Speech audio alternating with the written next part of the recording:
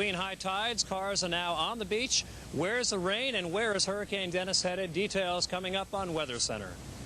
Good afternoon. Welcome to Weather Center. I'm Bob Stokes. During this update, we will also tell you what's happening in the rest of the country. But first, let's get right to our top story, Hurricane Dennis. For that, we have Rich Johnson at our update desk.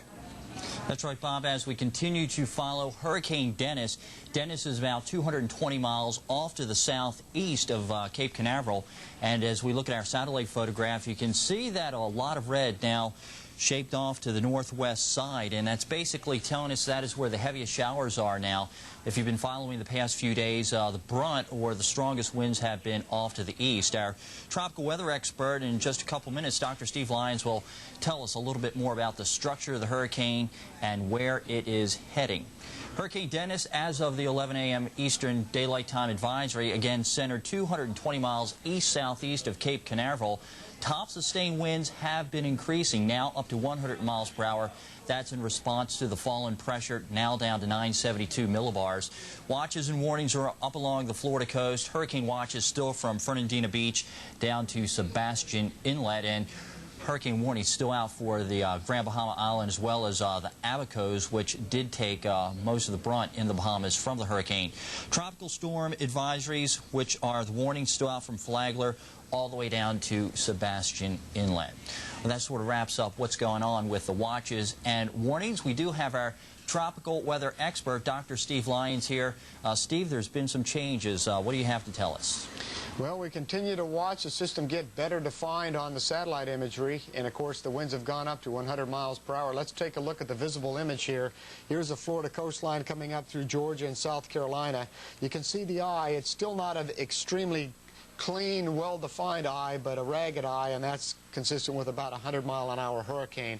The interesting thing is we continue to see weak shower bands peel off the western side of the hurricane into the Florida coastline, producing some showers along the coast. But we see it moving generally northwest or even north-northwest temporarily.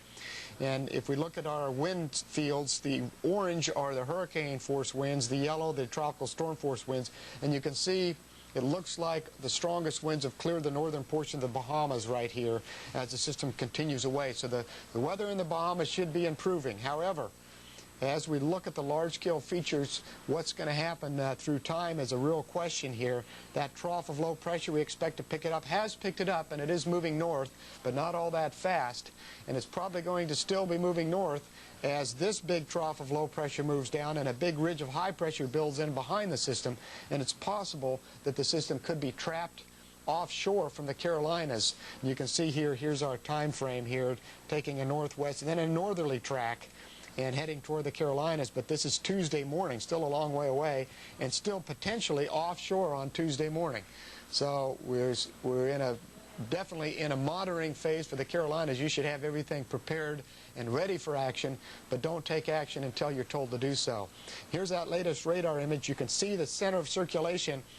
The last image right there, the center is about right where the dot is, or the X I'm just putting there. And the system on radar, at least the last several hours, has moved almost due north. And of course you see those rain bands moving along the coast of Florida. The winds in the rain bands are heavy, but the actual synoptic scale winds, the general winds, are only about 15 miles per hour, maybe gusting to 20. Well, that's it for now. Let's get back to the studio with Rich. All right, thanks, Steve. Again, that's our hurricane expert, Dr. Steve Lyons.